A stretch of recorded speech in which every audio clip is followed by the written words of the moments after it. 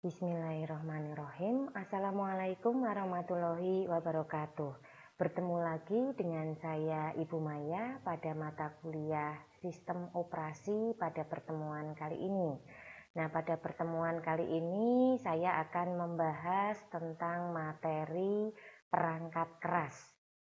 Untuk sistem operasi kita memang perlu untuk memahami apakah perangkat keras itu, mengingat sistem operasi itu adalah media penghubung antara perangkat keras dengan user atau dengan katakanlah operator di sini. Nah, jadi kita melihat perlu juga untuk mengangkat tema perangkat keras ini supaya kita jadi lebih paham kira-kira perangkat apa sajakah yang masuk dalam penanganan dari sistem operasi. Nah, kita langsung masuk ke materi. Di sini perangkat keras kita lihat dulu dari pengertiannya. Perangkat keras adalah seperangkat komputer di mana di dalam seperangkat komputer tersebut terdapat beberapa komponen yang biasanya bekerja dan saling mendukung. Komponen tersebut dikenal dengan istilah hardware atau perangkat keras. Setiap komputer dirancang dengan spesifikasi perangkat keras tersendiri.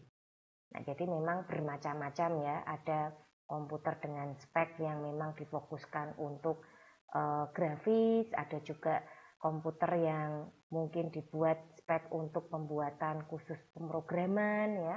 Ada juga komputer yang memang dibuat speknya khusus untuk katakanlah game misalkan. Nah, ini kita melihat memang ada berbagai spesifikasi perangkat keras tersendiri. Nah, oleh karena itu, performa, kecepatan, dan keunggulan dari setiap komputer itu bisa berbeda-beda karena memiliki spesifikasi sendiri-sendiri. Biasanya, semakin tinggi spesifikasi hardware-nya, maka semakin bagus pula kinerjanya. Nah, jadi dari perangkat keras ini bisa dilihat kalau speknya semakin oke, semakin tinggi, ya biasanya kinerjanya juga makin bagus. Nah, selanjutnya perangkat keras ini berbentuk fisik. Jadi bisa kita lihat, bisa kita rabat, bisa diketahui bentuknya itu seperti apa ya. Kemudian keberadaan hardware pada sebuah komputer ini tentunya merupakan satu komponen atau bagian yang sangat vital. Setiap perangkat keras itu memiliki fungsi tersendiri. Nah, dengan begitu, setiap hardware tidak bisa berdiri sendiri. Jadi, dalam seperangkat komputer harus terdiri atas beberapa perangkat keras seperti motherboard, hard disk, kartu memori, CPU, dan sebagainya. Nah, ini kita lihat ya, itu tidak bisa berdiri sendiri, merupakan satu kesatuan. Kemudian semua komponen tersebut ini saling mendukung antara satu dengan yang lain. Sehingga komputer itu bisa beroperasi. Kemudian semua komponen perangkat keras tersebut membutuhkan perangkat lunak agar komputer bisa dihidupkan dan difungsikan. Nah, sebuah perangkat keras yang memiliki komponen yang tidak bisa berdiri sendiri tadi, bisa kita lihat secara fisik, ini membutuhkan komponen hardware, membutuhkan komponen perangkat lunak seperti software agar bisa dihidupkan dan difungsikan sesuai dengan kegunaan dari masing-masing komponen perangkat keras tadi. Nah, ini adalah contoh sebuah gambar dari perangkat keras. Kita bisa melihat, kita bisa menyentuh, ya, dan masing-masing juga punya nama di sini. Nah, kemudian setelah kita paham dari pengertian perangkat keras, kita beralih ke fungsi dari perangkat keras. Yang pertama yaitu perangkat keras input. Fungsinya adalah untuk input atau memasukkan data pada memori komputer. Keyboard adalah hardware utama untuk fungsi ini. Sedangkan perangkat periferal atau pendukungnya adalah mouse dan scanner. Nah, ini kita membahas tentang fungsi perangkat keras. Dicontohkan di sini yang pertama dibahas adalah perangkat keras input. Contohnya seperti keyboard. Ini merupakan hardware utamanya. Nah, kemudian ada juga perangkat periferal atau pendukungnya, yaitu mouse dan scanner. Kemudian yang kedua itu ada perangkat keras untuk pemrosesan data.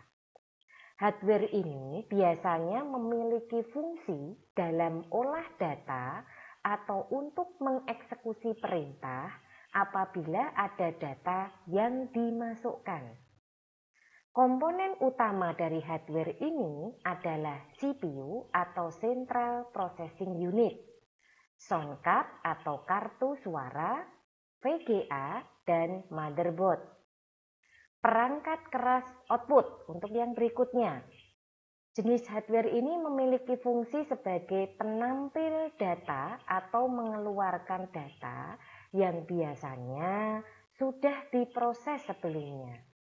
Monitor dan speaker adalah perangkat utama untuk fungsi tersebut. Komponen pendukungnya ada seperti printer, proyektor, dan lain sebagainya.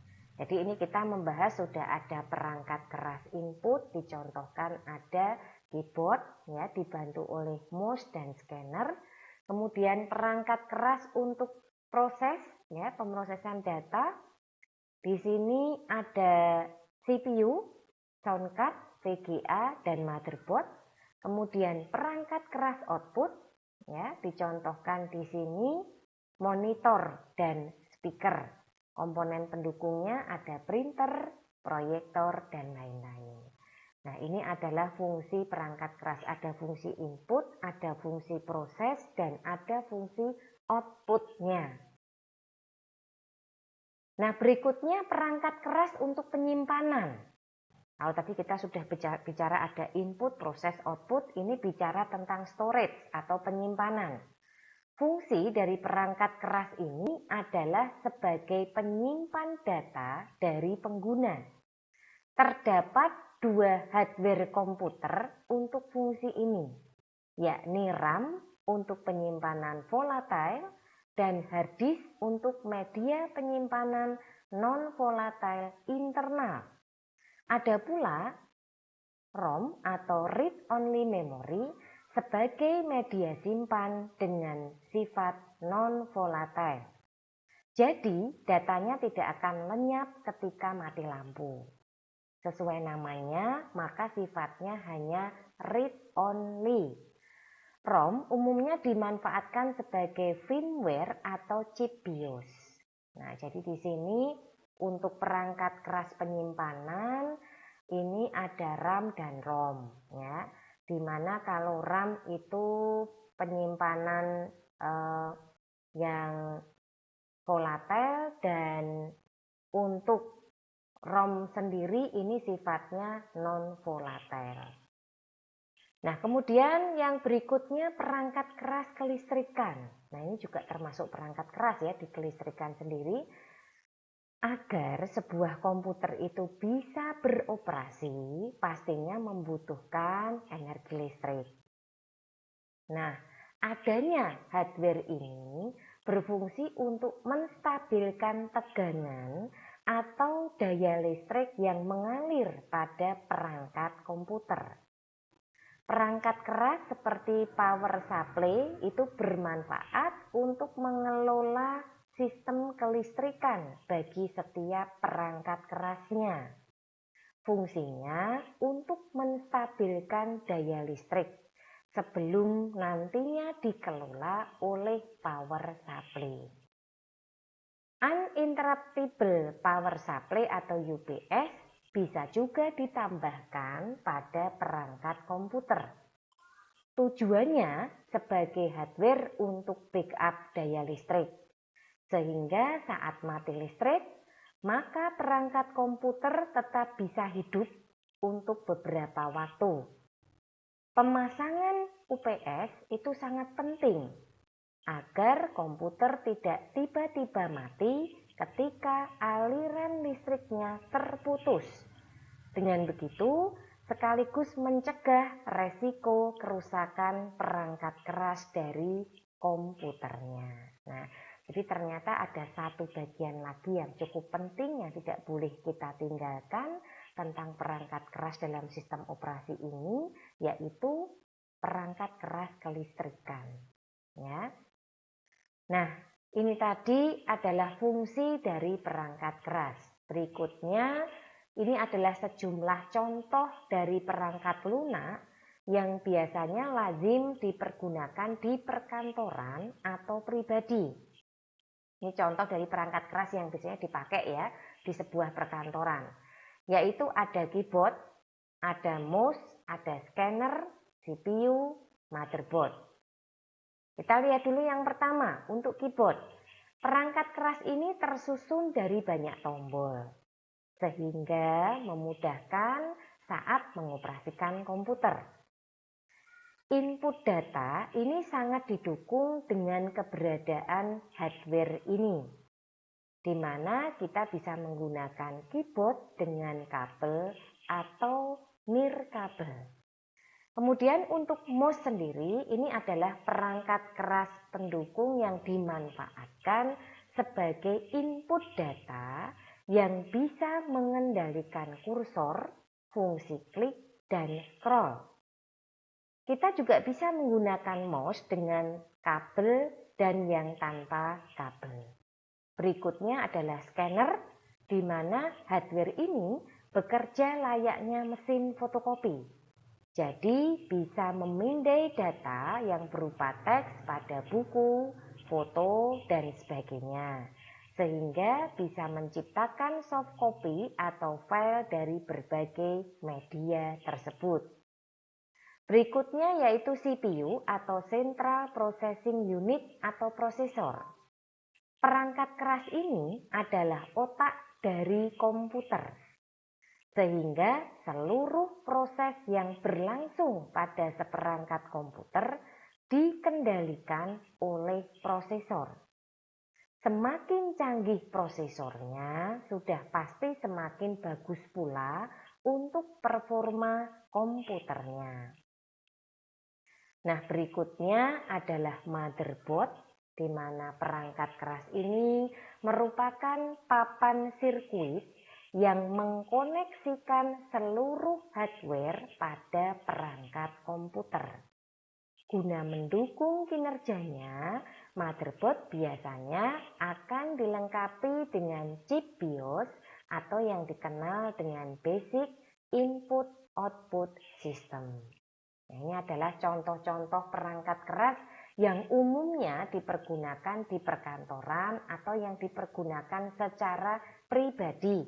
Jadi kita sudah terbiasa dengan istilah keyboard, mouse, scanner ya. Apalagi sekarang ada mesin printer juga yang langsung ada scannernya juga. Nah, kalau dulu kan terpisah ya seperti itu. Kemudian ada CPU atau prosesor, motherboard ya. Kemudian ada lagi ini perangkat keras yang lain yaitu VGA atau yang dikenal dengan Video Graphic Array. Tugas dari VGA ini adalah memproses visualisasi data apapun itu yang berbentuk grafis. Perkembangan hardware ini sangat pesat guna mendukung industri desain grafis, game, dan multimedia. Ya, jadi kalau kita lihat memang untuk VGA ini merupakan salah satu perangkat hardware yang sangat bermanfaat sekali, dan untuk kondisi sekarang ya karena di dunia periklanan, kemudian desain grafis, multimedia itu banyak sekali dibutuhkan, maka VGA ini menjadi satu bentuk perangkat keras yang cukup diperlukan saat ini. Kemudian berikutnya ada sound card. Kartu suara ini berfungsi dalam pemrosesan data dengan format suara. Perangkat keras ini bermanfaat saat komputer mengeluarkan suara atau melakukan perekaman suara. Yang berikutnya adalah monitor. Media output ini berguna dalam menayangkan hasil dari proses data grafisnya yang didukung oleh VGA. Nah, berikutnya ada speaker. Perangkat ini biasanya berfungsi untuk mengeluarkan suara yang merupakan hasil pemrosesan dari kartu suaranya. Kemudian yang berikutnya ada printer, di mana perangkat keras ini biasanya berguna untuk mencetak hasil kerja pada sebuah komputer. Kertas biasanya media yang lazim dipergunakan. Saat ini ada pula produk yang menggabungkan ketiga fungsi pada sebuah printer, sehingga perangkat ini bisa untuk mencetak fotokopi dan scan. Berikutnya ada proyektor. Biasanya perangkat ini digunakan sebagai penunjang presentasi, ya, proses belajar mengajar atau menonton film. Kita tinggal mengkoneksikan pada komputer dan menembakkan cahaya proyektor pada media yang sesuai. Nah, berikutnya ada RAM, yaitu Random Access Memory, dan ROM atau Read Only Memory. RAM adalah media simpan data ketika diproses oleh sebuah prosesor. Sedangkan ROM merupakan media simpan yang sifatnya hanya read only. Berikutnya ada hard disk, di mana perangkat keras ini tersusun dari piringan sebagai media penyimpanan sistem operasi, software, dan data pengguna komputer. Ternyata cukup banyak ya contoh-contoh perangkat keras yang bisa kita kenal di sini. Ada tambahan VGA, soundcard, monitor, speaker, printer, proyektor, RAM, dan hard disk. Nah, untuk berikutnya, perlu kita ketahui bahwa perangkat keras pada komputer itu terbagi menjadi beberapa golongan. Ya, jadi perangkat keras yang sudah kita kenal tadi, ada beberapa yang sudah dicontohkan tadi, itu ternyata dikelompokkan menjadi 4 golongan. Golongan yang pertama masuk dalam kelompok piranti masukan atau input, merupakan perangkat keras komputer yang berfungsi untuk memasukkan data ke dalam memori komputer. Contohnya seperti keyboard, mouse, joystick, dan lain-lain. Untuk kelompok yang kedua, yaitu piranti pemroses atau proses, adalah perangkat utama komputer yang mengelola seluruh aktivitas komputer itu sendiri. Prosesor terdiri dari 2 bagian utama, yaitu CPU atau control unit, merupakan komponen utama prosesor yang bertugas untuk mengontrol semua perangkat yang terpasang pada komputer, mulai dari input device sampai dengan output device. Yang kedua adalah ALU atau Arithmetic Logic Unit, merupakan bagian dari prosesor yang khusus mengolah data aritmatika, contohnya seperti penambahan, pengurangan, pembagian, ya. Nah, di sini perkalian serta data logika perbandingan. Kelompok yang ketiga yaitu piranti memori atau storage, adalah media penyimpan data pada komputer. Memori biasanya terbagi atas 2 macam, yaitu ROM atau Read Only Memory, yaitu memori yang hanya bisa dibaca saja, tidak dapat dirubah dan dihapus, dan sudah diisi oleh pabrik pembuat komputer. Isi ROM diperlukan pada saat komputer itu dihidupkan. Perintah yang ada pada ROM sebagian akan dipindahkan ke RAM. Perintah yang ada di ROM antara lain adalah perintah untuk membaca sistem operasi dari disk, perintah untuk melakukan cek semua peralatan yang ada di unit sistem, dan perintah untuk menampilkan pesan di layar. Isi ROM tidak akan hilang meskipun tidak ada aliran listrik. Tapi pada saat sekarang ini, ROM telah mengalami perkembangan dan sudah mulai banyak jenisnya. Nah, itu tadi untuk kelompok golongan yang ketiga, yaitu piranti memori atau storage. Berikutnya adalah kelompok yang keempat, yaitu piranti keluaran atau output. Adalah perangkat komputer untuk menghasilkan keluaran. Apakah itu kertas atau hard copy, ke layar monitor atau soft copy, atau keluaran yang berupa suara. Contohnya adalah ada printer, ada speaker, ada plotter, ada monitor, dan banyak yang lainnya. Dari penjelasan di atas dapat kita simpulkan bahwa prinsip kerja komputer tersebut diawali dari memasukkan data dari perangkat input, lalu data tersebut diolah sedemikian rupa oleh CPU sesuai yang kita inginkan, dan data yang telah diolah tadi disimpan dalam memori komputer atau disk. Data yang disimpan kemudian dapat kita lihat hasilnya melalui perangkat keluaran. Nah, ini tadi dari golongan atau kelompok yang keempat. Nah, kalau digambarkan seperti ini, jadi ini ada input device, meliputi ada keyboard, ada mouse, joystick, trackball, light pen, kemudian scanner, kemudian image scanner, barcode reader, digitizer, voice recognition, touchscreen, video player, kamera, dan lain-lain.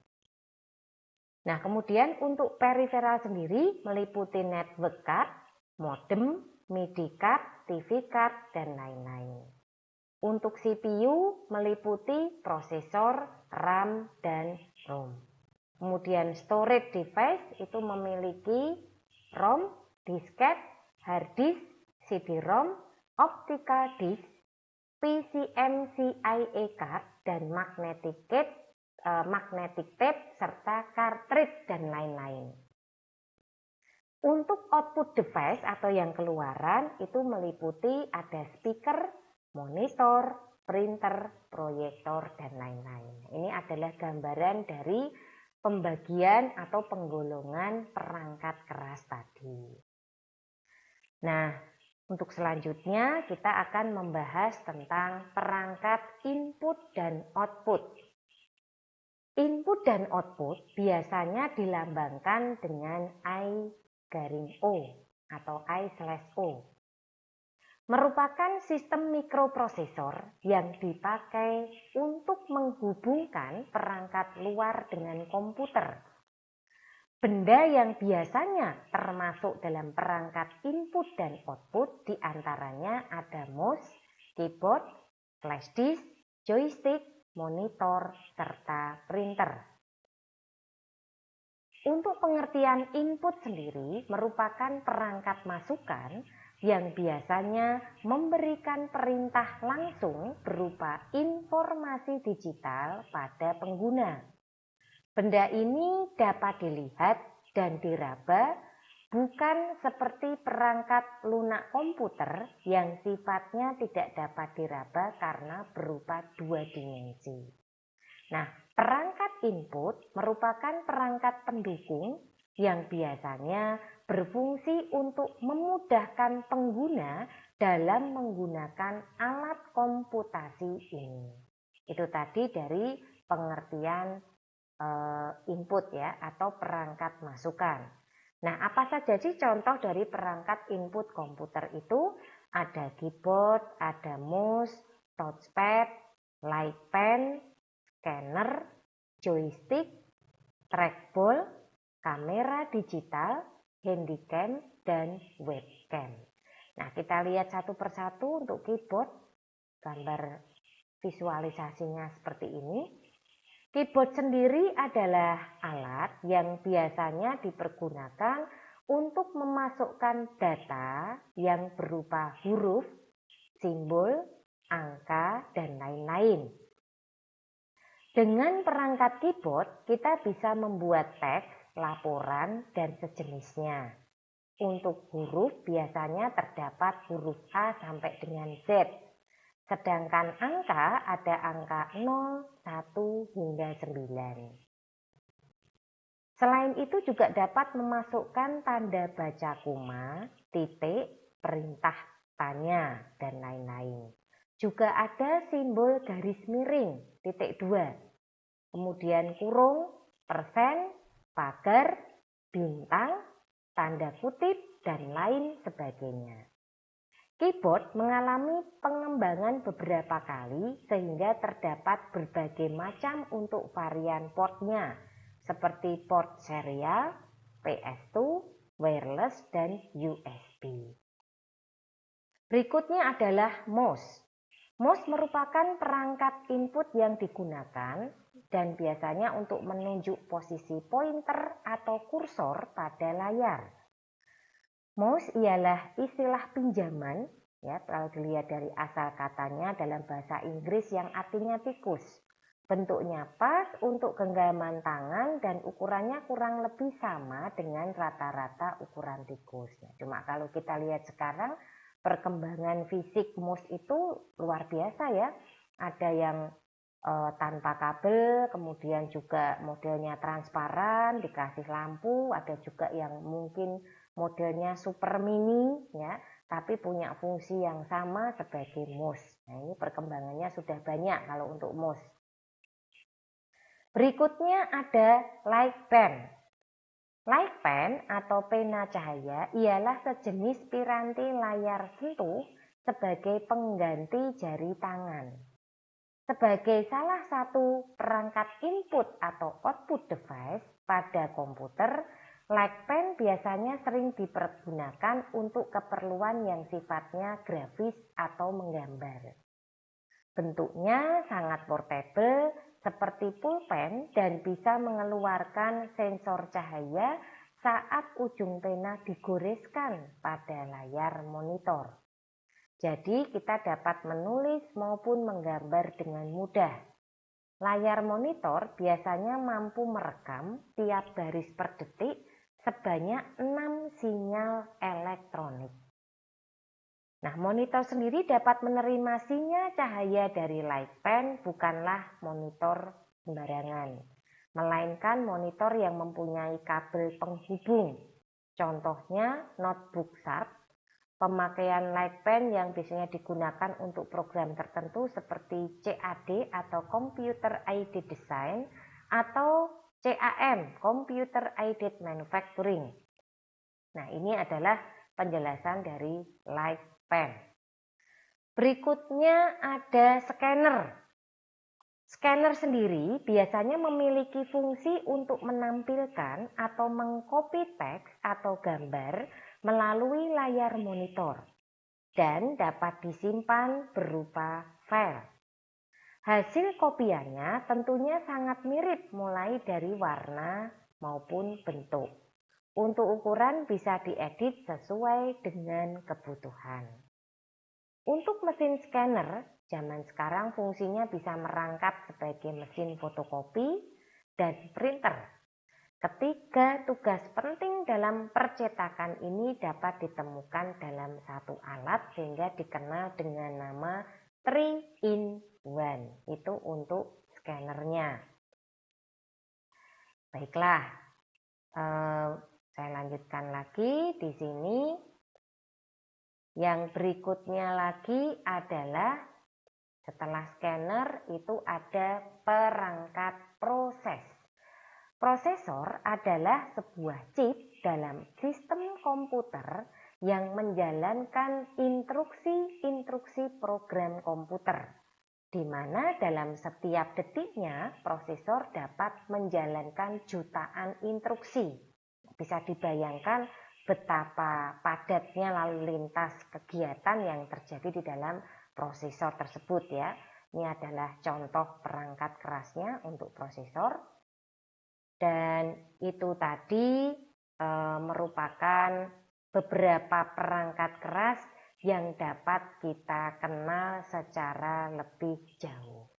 Baiklah, saya kira untuk pertemuan kali ini saya cukupkan sekian dulu. Mohon maaf jika dalam penyampaian materi ada hal yang kurang berkenan. Untuk perangkat keras selanjutnya bisa kita lanjutkan pada pertemuan berikutnya. Akhir kata, saya undur diri dulu. Wassalamualaikum warahmatullahi wabarakatuh.